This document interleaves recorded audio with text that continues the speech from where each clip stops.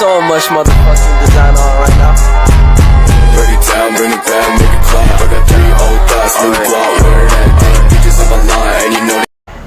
Hai semuanya, Assalamualaikum warahmatullahi wabarakatuh. Jadi seperti yang teman-teman sudah lihat pada video opening tadi, kali ini saya akan membahas terkait dengan sebuah permasalahan yang masih berkaitan dengan materi yang sudah kita dapatkan pada saat perkuliahan berlangsung. Kemudian saya akan membahas terkait dengan suatu permasalahan yang berjudul alih fungsi kawasan hutan dan dampaknya terhadap bencana banjir yang ada di Kabupaten Bima.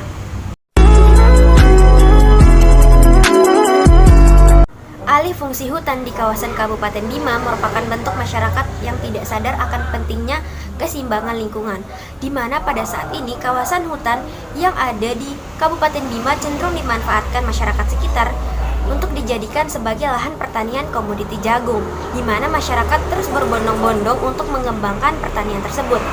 Tentu saja hal tersebut akan mendatangkan dampak positif dan ada juga dampak negatifnya.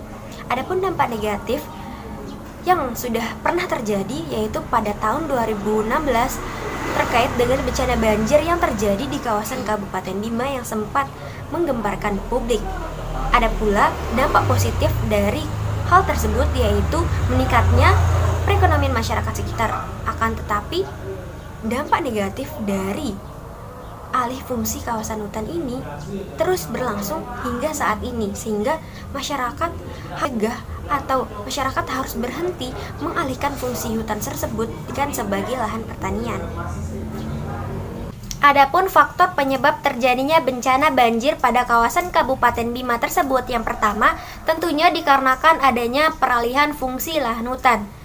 Dan pemerintah setempat pun sempat mengatakan bahwa salah satu faktor dari penyebab terjadinya banjir pada kawasan tersebut yaitu terjadinya peralihan fungsi lahan hutan tersebut. Kemudian faktor penyebab yang kedua yaitu adanya kondisi topografi. Daerah Kota Bima atau daerah setempat yang terkena dampak banjir berada pada 0 sampai 1000 mdpl. Kemudian di sebelah timur Kota Bima yang berbatasan langsung dengan Kecamatan Wawo memiliki kondisi topografi yang jauh lebih tinggi. Kecamatan Bima yang berada di ketinggian 1.500 sampai 2.000 mdpl memungkinkan apabila terjadinya intensitas atau curah hujan yang tinggi, maka akan limpahan airnya tersebut akan turun ke daerah yang memiliki kondisi topografi yang jauh lebih rendah. Kemudian faktor penyebab yang ketiga yaitu curah hujan yang tinggi, di mana curah hujan yang tinggi yang terjadi pada tahun 2016 silam menyebabkan meluapnya Sungai Padolo dan Sungai Malayu. Adapun dampak yang ditimbulkan dari alih fungsi hutan atau kerusakan lahan yaitu akan menyebabkan lahan yang kritis. Apabila lahan kritis, maka akan menimbulkan suatu kawasan atau daerah yang rentan terkena bencana. Contoh dari bencana tersebut yaitu seperti tanah longsor dan juga banjir. Adapun upaya yang dilakukan agar tidak terjadinya lagi alih fungsi lahan hutan serta tidak terjadinya lagi bencana banjir yaitu upaya yang pertama, melakukan sosialisasi terkait dengan fungsi lahan hutan yang sesungguhnya. Kita sebagai seorang mahasiswa tentunya memiliki inisiatif untuk melakukan sosialisasi untuk memberitahukan kepada masyarakat sekitar di kawasan daerah tersebut terkait dengan fungsi hutan yang sesungguhnya. Upaya yang kedua yaitu menjaga lingkungan sekitar.